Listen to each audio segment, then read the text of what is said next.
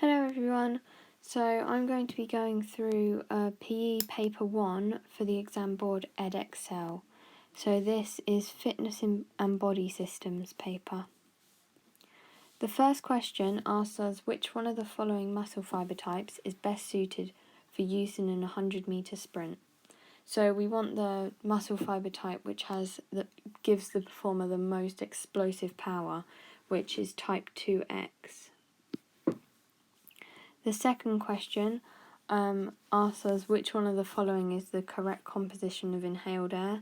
Now you need to notice that it's inhaled air, not exhaled air. So it's D because you inhale 21% oxygen, 0.04% carbon dioxide and 79% nitrogen. So which one of the following describes the second class lever? Now, with the saying 1, 2, 3 FLE, you can work out that a load is in the middle of a second class lever, which is option C. Okay, on to the next question. This one's about planes and axes. So you really need to learn these because they'll come up in pretty much every single paper 1. So we can see figure 1 here, and we're asked to identify the plane and axis shown in figure 1. Now, the plane that goes across your body, cutting in the middle through your belly button, is the transverse plane, and the axis that accompanies that is the vertical axis, so that's option D. So question 1E asks us which one of the following fitness tests should be used to measure power, which is the vertical jump test. You need to learn your fitness tests and what they measure, because that will come up quite a lot. So, F. Which one of the following performance-enhancing drugs is the athlete most likely to take if they are suffering from a painful injury? Now, anabolic steroids promote muscle growth, so it's not them. Beta blockers slow down muscle tremors and make you calm. Diuretics help you lose weight, so that leaves us with narcotic analgesics, which are painkillers. Our next question says, Tom is 16, has a resting heart rate of 64 beats per minute and has just completed a 6-week personal exercise program. Figure 2 shows Tom's working heart rate during each week of his training. State the total number of weeks Tom's heart rate was within his aerobic training zone. Now your aerobic training zone is between 60 and 80% of your maximum heart rate. And we know that Tom is 16, so our maximum heart rate is calculated by 220 minus your age, which in this case is 16. So Tom's maximum heart rate is 204. And to work out how many weeks he's in that training zone of 60 to 80%, you need to do 60% of 204, which is 122, and 80% of 204, which is 163. And by that, we can see there's only 3 weeks where he's actually in his aerobic training zone of 60 to 80% of maximum heart rate, which is week 3, week 5 and week 6. So altogether, he's in his training zone for 3 weeks. So on to our next question. Jenny is a 16-year-old GCSE PE student. She has just taken the Cooper 12-minute run test. Table 1 shows ratings for the Cooper 12-minute run test. Which one of the following is the correct rating for Jenny, given her score of 2,050 metres in the Cooper 12-minute run test? So in this one, we're simply looking for where 2,050 metres fits within the brackets that we have, which in this case is above average, so B. And that's the end of the multiple choice questions, which we got 8 marks for. On to question 2. Protection is a function of the skeletal system. Explain, using one example, how the skeletal system's protective function aids performance in physical activity and sport. So I've written out an answer here, which says the skeletal system reduces the chance of injury. For example, in football, the cranium protects the brain so the player can head the ball without heavily damaging their brain. So I would get 3 marks for this because I've written a point, which is the skeletal system reduces the chance of injury. Then I have written an example, which is the cranium protects the brain. And then I have finally linked this to sport by saying the player can head the ball without heavily damaging their brain, which gives me all 3 marks for this question. Right, question 3 says, Figure 3 shows an athlete preparing to throw the discus. Analyse, using one example, how one of the ball and socket joints in the body allows the athlete to throw the discus. So again, I've written out my answer. The shoulder is a ball and socket joint, which allows movement in any direction. This allows the athlete to perform flexion and extension of the arm at the shoulder, which results in the correct discus release technique. Now, of course, you could have mentioned the hip in this diagram because it's a ball and socket joint as well, but I just find the shoulder is an easier joint to analyse. So, the point in this question, where I've written the point, is the shoulder is a ball and socket joint which allows movement in any direction. Then I've used an example of the movement it creates, which is flexion and extension. And then I've linked it to sport and how it allows the performer to throw the discus by saying results in the correct discus release technique, and that would pick you up the 3 marks that you needed for the full marks for this question. Question 4 says, Figure 4 shows rowers in a race. The rowers are using a first-class lever system. The fulcrum in this lever is formed when the oars are attached to the boat. Analyse the role of the first-class lever system in affecting the rower's performance in Figure 4. Now, levers always come up, so you really need to learn your first, second, third class levers. So, for this question, I've written out, a first-class lever has the benefit of allowing a performer to move a large load with little effort.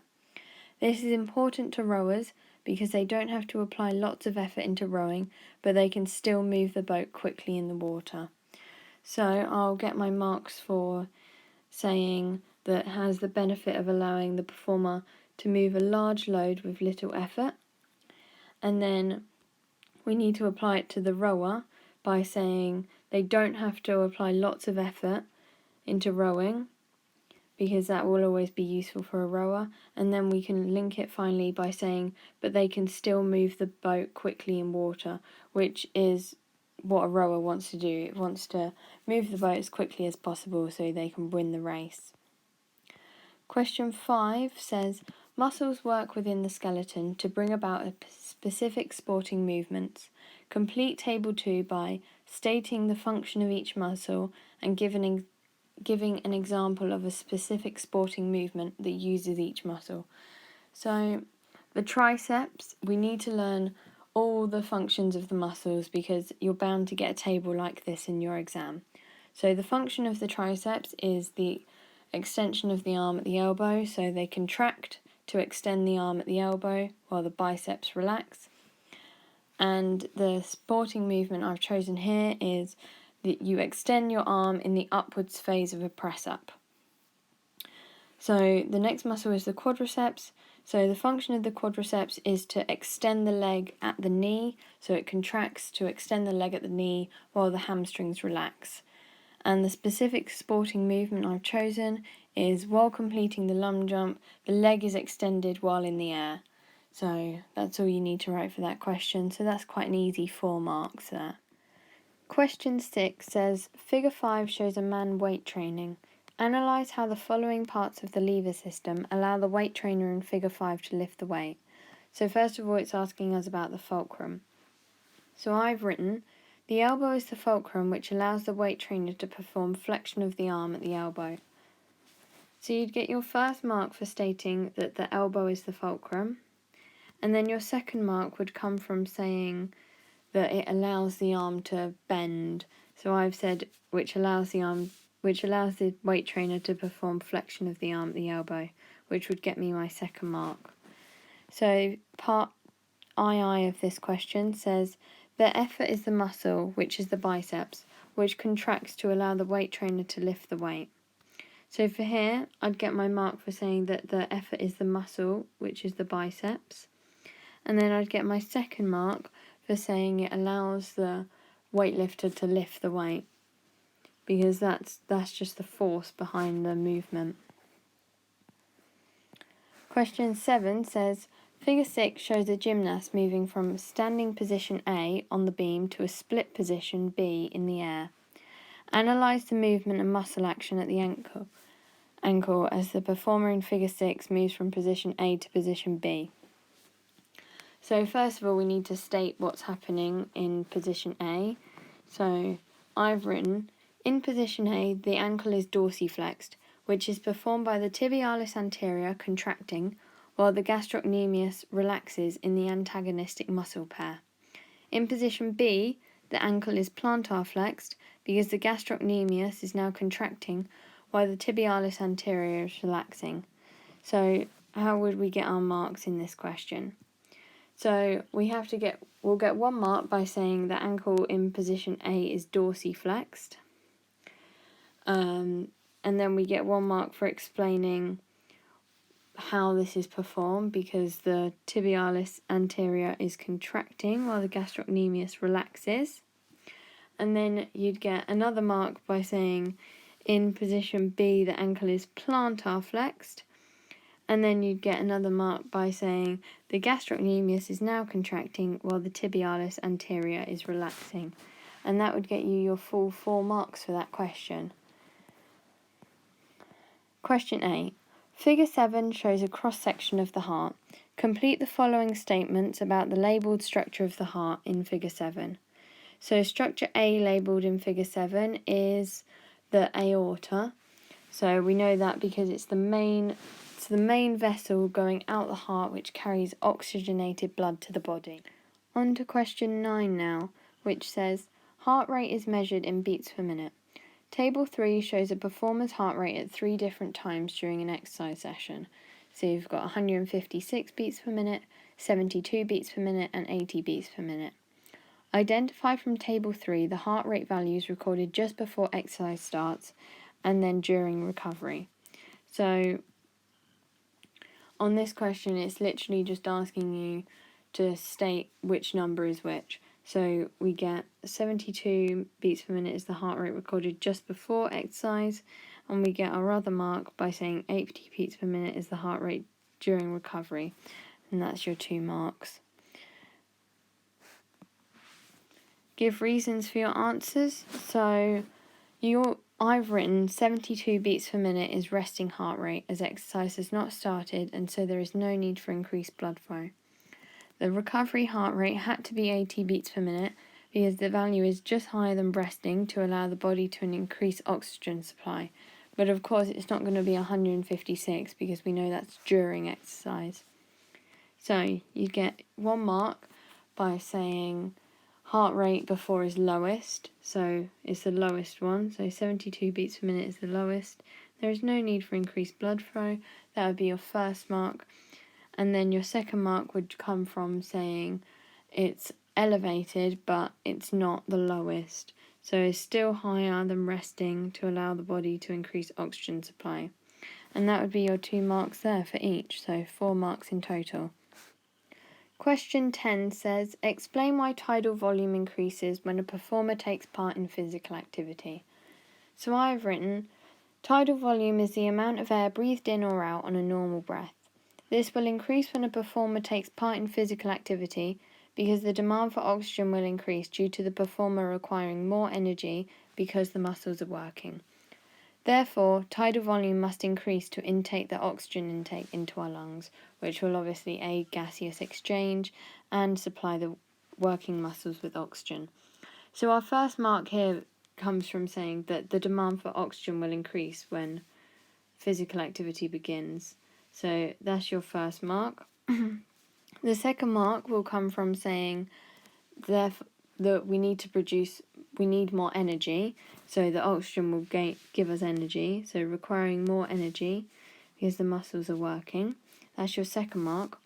And then the third mark is just simply concluding that tidal volume must increase in order to increase the oxygen intake and just to supply everything with enough oxygen. Question 11 says, explain how the alveoli and capillaries work together to provide the muscles with the oxygen they need for recovery after a long distance run. So here I've written, In recovery, breathing rate will still be high, which means that the alveoli have a high concentration of oxygen and the capillaries have a low concentration because the oxygen is being transported to the muscles. Due to the concentration gradient, oxygen will diffuse from the alveoli to the capillaries, and because they are both one cell thick, the oxygen has a short diffusion distance or pathway. The capillaries allow oxygen to be transported to the muscles, which aid recovery. So, your first mark will be gained by saying the increased breathing rate will mean that alveoli have a high concentration of oxygen. The second mark will come from saying that the capillaries surrounding the alveoli will have a low concentration of oxygen. Low concentration. So, and then your third mark will come from saying they have thin walls, so gaseous exchange can take place. So they're both one cell thick, so there's a short diffusion distance. And then you can say that the blood in the capillaries circulates to the muscles, which provides the muscles with additional oxygen, or the oxygen can diffuse to the muscles, supplying them with energy. Transported to the muscles, which aid recovery. So there are the 4 marks for that question. 12. Identify 2 products released while producing energy aerobically. So you're looking at the byproducts, so that's just the simple 2 marks is water and carbon dioxide. Question 13 says that muscular endurance and body composition are components of fitness. Assess the relative importance of each of these components of fitness to an 100-meter sprint. Now, this is a really easy way to get max marks on these things, because all you need to do is state what the activity requires of you, and then just explain why the fitness component will be important or not. So here I've written an 100-meter sprint has a very short duration, and so muscular endurance would not be that important because the athletes do not need to use their muscles over a long period of time. But it may be useful in the recovery stage because it will mean recovery would be quicker for them. So here I've just written it's a very short duration, which would get you 1 mark. It's over very quickly, and so they don't need to use their muscles for a long period of time. So do not need to use muscles over a long period of time, which would be your second mark. And then your third mark could play, therefore it's not very useful, or you could say, however, it could be more useful in the recovery stage because it will mean recovery will be quicker. So there's a few things there that would have got you the 3 marks for that question. The next part is asking you about body composition. So body composition is important to sprinters. They need to have a lot of muscle to provide power, and they don't want a lot of fat because excess weight would slow them down. So sprinters need exactly the right ratio of muscle to fat, which means body composition is very important. So here you'd get your 1 mark by saying that body composition is important. So that's really important, that body composition is important. And then you would get your second mark by saying that if they had too much fat, it would slow them down. So excess weight would slow them down. And then you can get your third mark by saying they need exactly the correct ratio of muscle to fat in order to get the best out of their performance. So that's your third mark. Or you could say something with without enough muscle, they would lack the power to drive out the blocks, and they wouldn't have the power to last the 100 meters quickly. So question 14. Define the term agility. Agility is the ability to change direction quickly while staying in control of the movement. So that's a definition of your components of fitness. If you learn them all, they're bound to come up in one of the multiple choice questions or in a question like this. So that would get you 1 mark. The next part of that question says, give 1 example of when a basketball player would use agility in a game. So there's obviously, you probably know more about basketball than me, but agility would be used from when trying to get away with from a marker, so dodging around someone. It could be when you're about to like dribble around someone to drive around them, or remain in a position when marking someone. So if your marker is really quick, then you need to be able to remain with them, and so you need agility in order to do that. Question 15. Miriam wants to increase her fitness for netball. Her teacher suggests circuit training would be an appropriate method to use. So state 2 advantages of using circuit training to increase fitness. So one of the advantages of circuit training is the equipment that you need isn't really expensive, so you can buy it.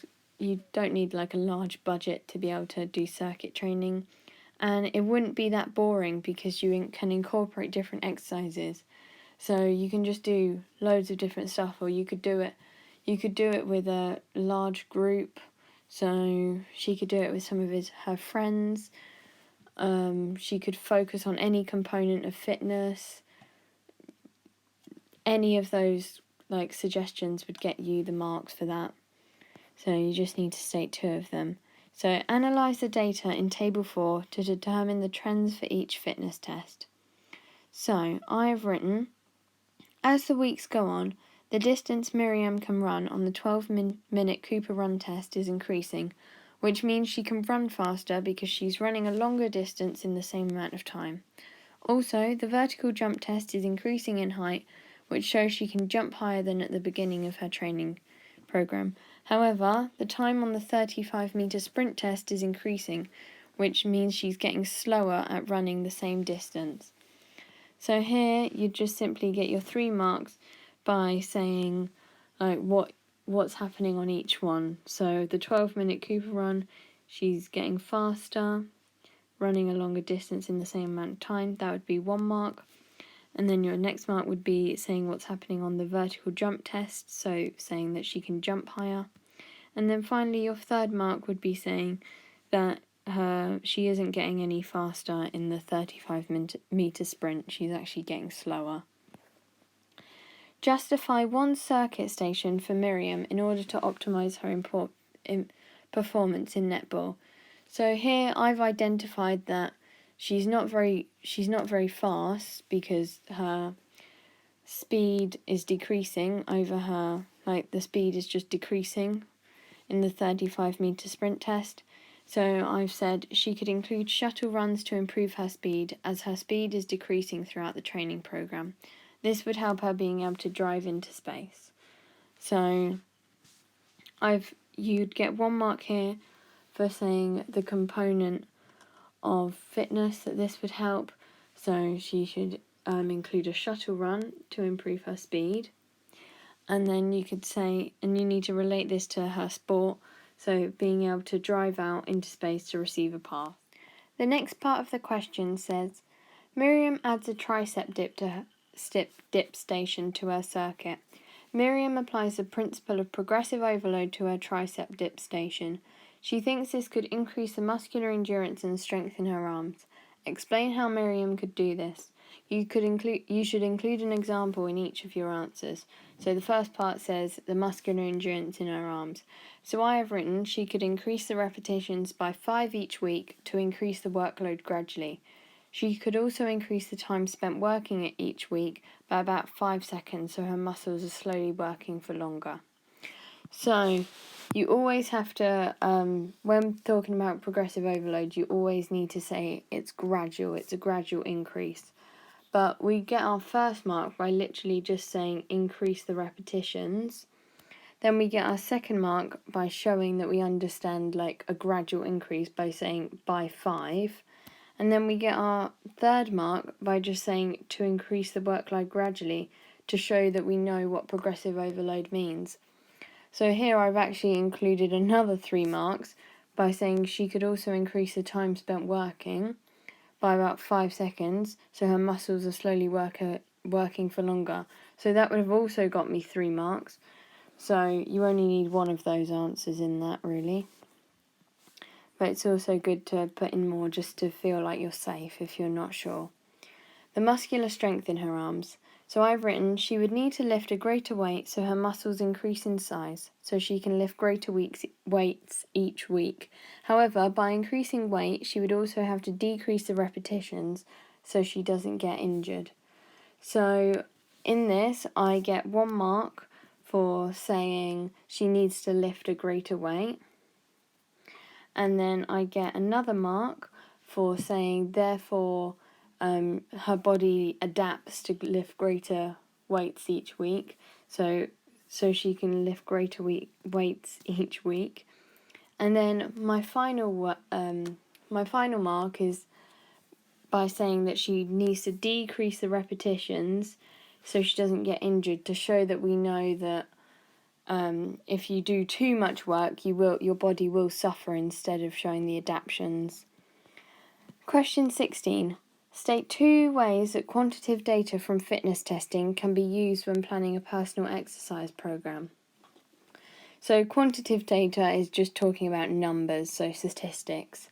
So I've written, it will show the strengths and weaknesses of a performance so you can work on your weaknesses in your PEP, and it shows current levels of fitness so you do not overwork yourself in your PEP. So this will get you 2 marks. You could also say it would identify starting levels of fitness, so you can calculate the initial workload intensities, but my 2 answers here would be definitely enough to get you your 2 marks. Okay, question 17 says, Ashran is a cyclist. He wants to increase his fitness levels so he can improve his cycling performance. His local fitness centre offers the fitness classes shown in figure 8. So we've got body pump, spinning and Pilates. Part A asks us to identify 2 classes that Ashran could attend in order to increase his fitness for cycling. So I've picked spinning and body pump. However, you could pick Pilates if you had a good enough explanation for why. So part B says, justify your choices in terms of how the class would improve fitness levels for cycling. So my first one was spinning. So I've said, spinning works on cardiovascular fitness, which would increase the distance Ashran could cycle. So how I'd pick up marks here, I'd get 1 mark for saying that it works on cardiovascular fitness. And then my second mark would come from saying he could cycle a further distance. So increase the distance he could cycle. And that would get me my 2 marks for that question. Then my second one is body pump, and I've said body pump would work on the muscular endurance in his legs, which would mean that Ashran would be able to maintain the intensity at which he is cycling for the duration of the race. So again, this is 2 marks. So I'd get my first mark for saying that it would work on muscular endurance in the legs, and then I'd get my second mark for saying that it would be able to sustain the cycling action, so maintain the intensity at which he's cycling for the whole duration, because endurance is all about lasting longer. So another one you could have gone for was the Pilates one, and you could have said it develops core strength, which means it would increase the ability to maintain the cycling posture, so staying upright, and which would mean the cycling would be more efficient. So any one of those would have got you 2 marks for the explanation, and then you get 2 marks for saying which class. Unfortunately, I'm not going to be going through the 9-mark questions on this video. However, there will be a new video coming out in which I explain how to answer the 9-mark questions and how to structure your answer, because I know most people find the structuring of 9-mark questions quite difficult, even though you may have the knowledge to answer them. So I hope this video has been really useful to you in understanding paper 1, and I hope you feel a bit more confident now with it. So thank you so much for watching, and don't forget to like and subscribe.